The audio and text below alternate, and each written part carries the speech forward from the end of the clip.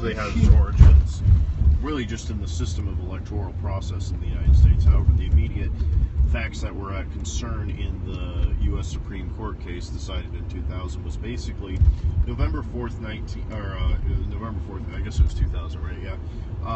The U.S. Supreme Court decided, we had our election, but by November 5th, we could decide, and Florida was kind of like the state, the swing state that everything kind of depended on.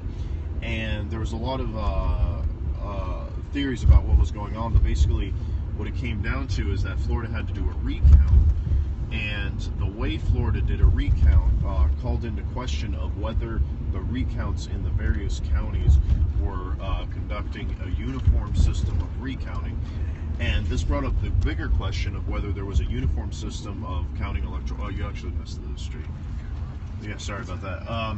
Where there was a uniform system of counting, of conducting an electoral process. Ultimately, it went up through the appellate procedure in historically quick rate from the county courts, Palm Beach being the initial problem. The dimpled Chads right here is the street, Turner Street.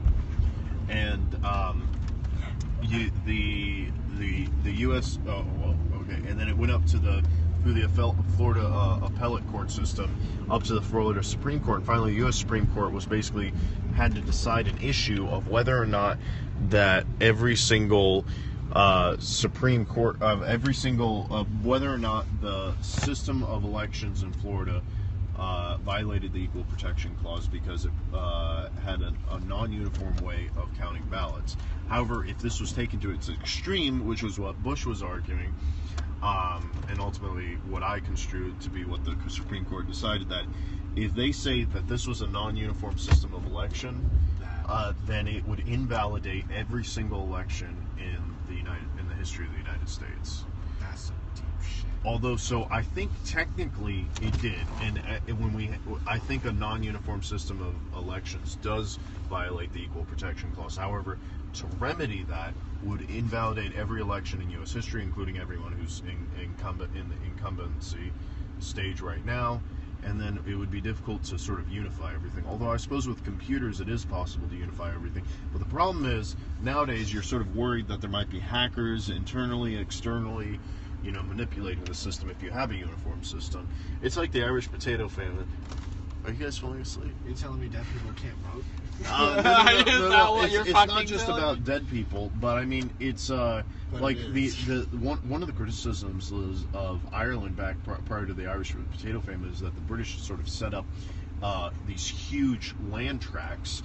So if they had different strains of DNA of the potatoes, of course they didn't really know anything about DNA back then. I know, right? But I mean, please diversify your potatoes, please. But I mean, yeah, okay, sure. All right, sure, buddy. If the nice thing about now we have the United States, I mean, these days you can genetically modify.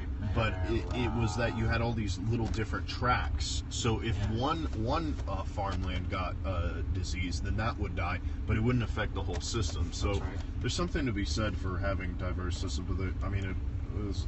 Is that why you have diversity in the school? No, I think that... Did you extrapolate the lesson from potatoes to people? I think this is about systems of...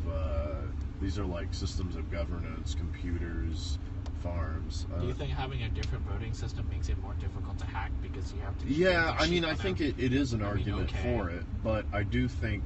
I mean, in an ideal world, it would be nice to just have a uniform system of elections. Yeah. That no one would hack, right? I mean, that's an ideal world. I think the U.S. does its fair share of trying to hack other people's elections. That may be true. Actually, not hack in the metaphorical sense, but literally hack apart the opposition.